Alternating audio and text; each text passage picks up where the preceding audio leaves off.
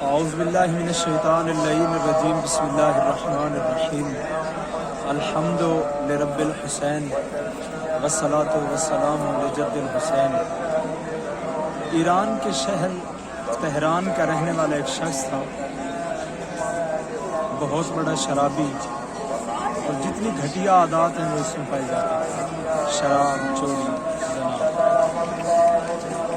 ایک چھوٹے سے واقعہ کی اس کی زندگی بدل گئی، اور وہ یہ کہ اس کی غیرت ابھی بالکل نہیں مری تھی، غیرت کی کچھ رمق باقی تھی، اور وہ یہ کہ یہ سارا سال گناہ کرتا، شراب پیتا، لیکن شب عاشور اور روز عاشور 10 محرم الحرام کو یہ بندہ شراب نہیں پیتا تھا، احترام حسین ابن علی میں، مولا کے احترام میں یہ شراب نہیں پیتا تھا 10 محرم کو۔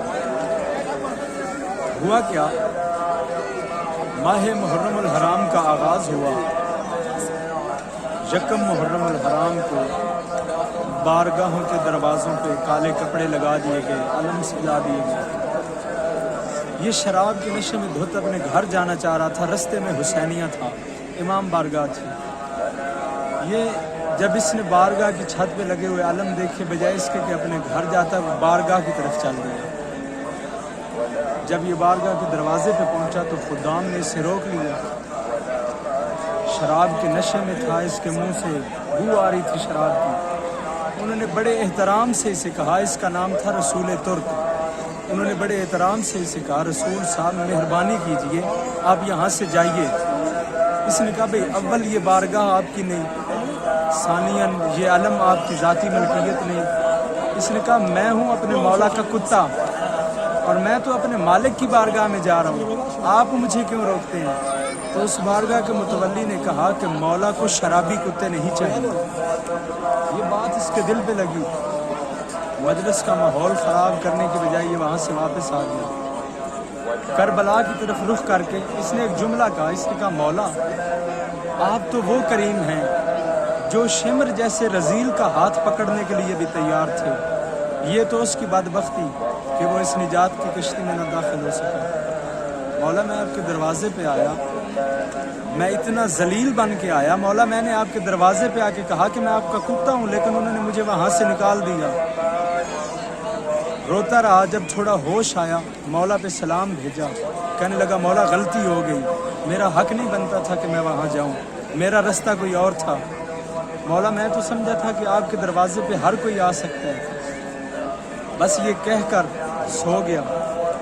رات وہی بارگاہ کا متولی جس نے اسے دھکے دے کے نکالا تھا، خواب میں کیا دیکھتا ہے کہ کریم کربلا کی بارگاہ سجی ہوئی ہے، لوگ قافلوں کی صورت میں جوک در جوک مولا کی بارگاہ میں آ رہے ہیں۔ اس نے دیکھا ایک کتا ہے جو ان قافلوں کی حفاظت پہ مامور ہے، ان قافلوں کے ساتھ ساتھ چل رہا ہے۔ کہتے جب میں نے غور سے دیکھا تو اس کتے کا سر رسول ترک جیسا تھا۔ کہتا ہے میں قریب آیا، میں نے قریب آ کر اس سے پوچھا، رسول تم یہاں؟ اس نے کہا، ہاں، کل آپ نے تو یہ کہہ کر نکال دیا تھا کہ مولا کو شرابی کتے نہیں چاہیے، دیکھیں میرے مولا نے مجھے قبول کر لیا۔ بڑا پشیمان ہوا، بیدار ہوا، سارے خدام کے دروازوں پہ پہنچا، اپنا خواب بیان کیا۔ صبح ہوتے ہی یہ رسول ترک کے دروازے پہ پہنچے، دروازے پہ دستک دی۔ جب اس نے ان کی آوازیں سنی، اس نے سمجھا شاید یہ مجھ سے جھگڑنے کے لیے آئے ہیں کہ آئندہ حسینیہ میں نہ آنا۔ اس نے اندر سے کہا، بھائی معاف کرو، آپ چلے جائیں، میں آئندہ بارگاہ میں نہیں آؤں گا۔ انہوں نے کہا، نہیں، دروازہ کھولیں۔ جب اس نے دروازہ کھولا تو وہ سارے خدام اس کے قدموں پہ گر گیا اور ان سے کہا کہ آپ نے مولا سے ہماری شکایت کی ہے۔ کیا کہا ہے رات مولا کو؟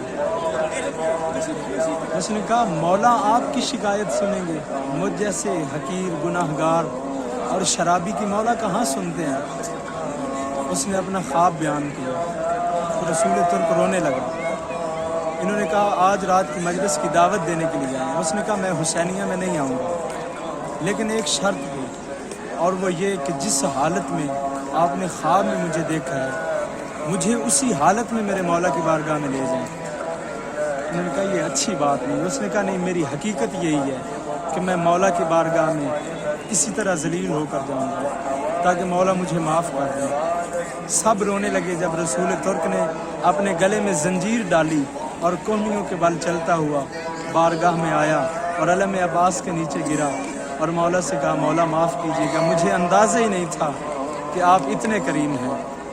करबला बैनुल हरमैन से आप तमाम अज़ादारों की बारगाह में मैं सिर्फ यही इल्तिमास करना चाहूँगा, हक नहीं बनता, मेरा अपना दामदार है, हज़ारों बुराइयाँ हैं, लेकिन आप मोमिनीन के लिए सिर्फ ये पैगाम है कि हुसैन इब्न अली का दरवाज़ा आज भी खुला है अगर कोई हुर बनना चाहे। वस्सलाम या अली।